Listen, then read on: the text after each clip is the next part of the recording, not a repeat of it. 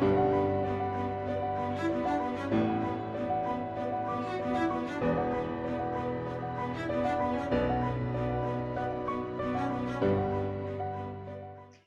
is Heart Rhythm TV, and I am Jodie Hurwitz, President-Elect of Heart Rhythm Society. We are doing a new series called Advocacy in Action, and my first guest is Dr. Christopher Liu, Assistant Professor and Director of Electrophysiology at Weill Cornell Presbyterian. Welcome. I wanted to start off by giving a little bit of history so that you all are sort of on the same page. It's important that we all understand this. Since 1992, CMS, mandated by Congress, based physician pay on resource-based value scale, and this sets the relative value unit for physicians' work effort.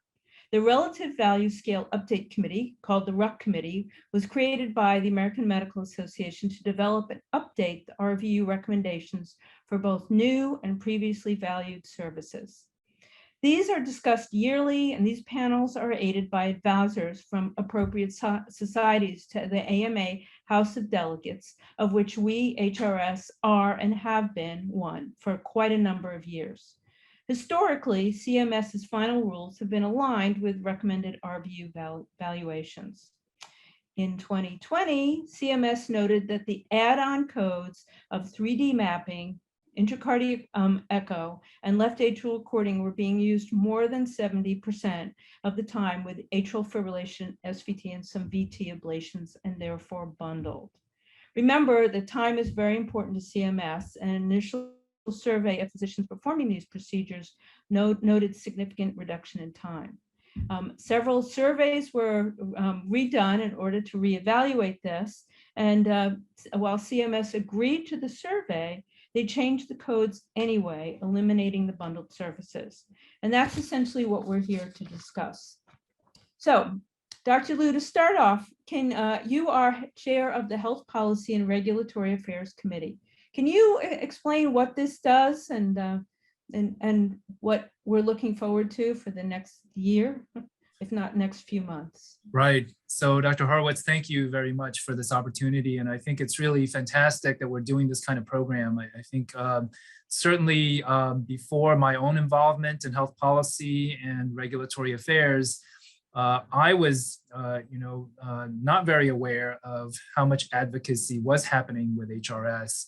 And so since my involvement and participation, I've learned so much about not only the processes that you just described, but also about HRS's very intricate involvement in all of these processes. So at this new, actually, Health Policy and Regulatory Affairs Committee, which is a combination this year of the previous Health Policy Committee and the previous Reimbursement and Regulatory Affairs Subcommittee.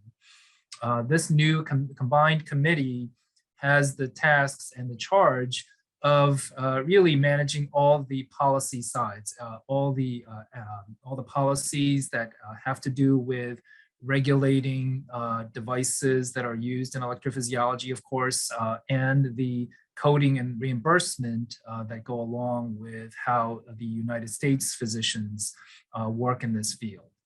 And so very important tasks that we deal with certainly have to do with how procedures are coded and the constant adjustment of these codes to account for new technologies and new procedures.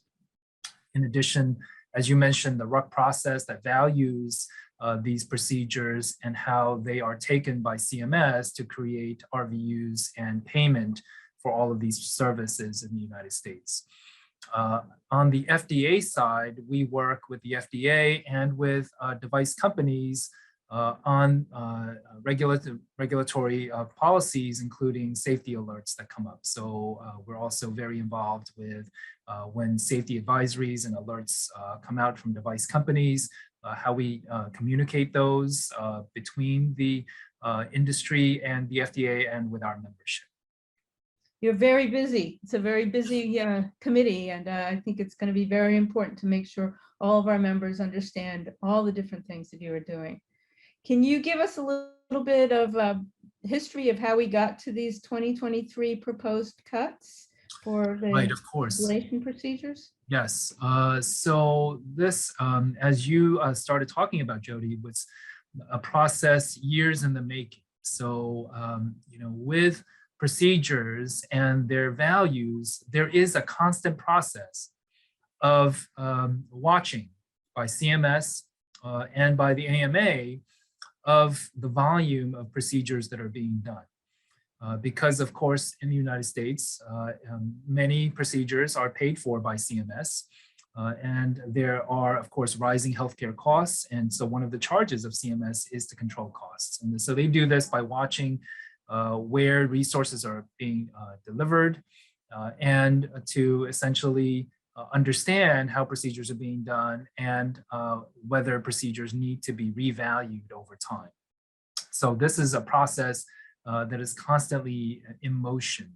And as you had mentioned, when certain add-on procedures are being done over 70% of the time, that is a majority of the time, and in fact, over the 70% threshold, they become bundled with the primary procedure. And so for us electrophysiologists, this involved such things as intracardiac echo, ICE, with AFib ablations, 3D mapping with AFib ablations and with SVT ablations that were previously separately coded.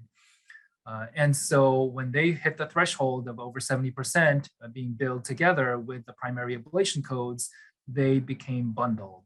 And this happened at the CPT committee of the AMA. Once the procedures are now bundled, the new codes that now account for the bundled services need to, of course, be revalued. And typically, we would have expected the new primary codes to be valued more than their previous value because, of course, they now include these bundled services. So now when you do an AFib ablation and you bill for an AFib ablation, you are also performing and billing for intracardiac echo and 3D mapping. If you are now billing SVT ablation, you are now also doing and billing for left atrial recording and 3D mapping, whereas before they were separately billable. And so this is where the RUC process took charge. And so through the RUC process, members were randomly surveyed about their experience, how much time it takes to do the procedure, how much intensity, how difficult these procedures are. And so through the survey process, it was discovered that the procedures had become significantly shorter than they were last surveyed, which was about 10 years ago. This is not surprising, of course, with technology and with our improved workflows. It was expected to have shorter procedure times, but the procedure times were dramatically shorter, even accounting for the bundling of the services. And so I was involved with the RUC process at the time, helping with the RUC advisors. At the time, the drop in the procedure times, especially accounting for the bundled services, were so dramatic that we really, we were certainly very concerned that this was going to lead to significant reduction in reimbursement, especially accounting for the bundled services. But also that maybe our members who responded to the surveys were not aware or clear on the fact that there were bundled services involved since the primary codes were unchanged. So we went back to the RUC and we asked for a second survey in order to confirm or to change the procedure times that were seen in the surveys. And so this second survey is the reason that the 2022 reimbursement rules were just temporary.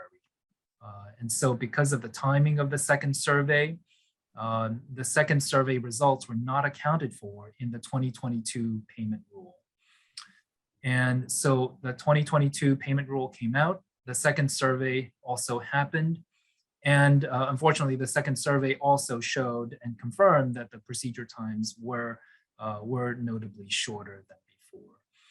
And so because of the resurvey, CMS this year in 2022, creating the rule for 2023, is now proposing additional cuts in reimbursement for these ablation codes.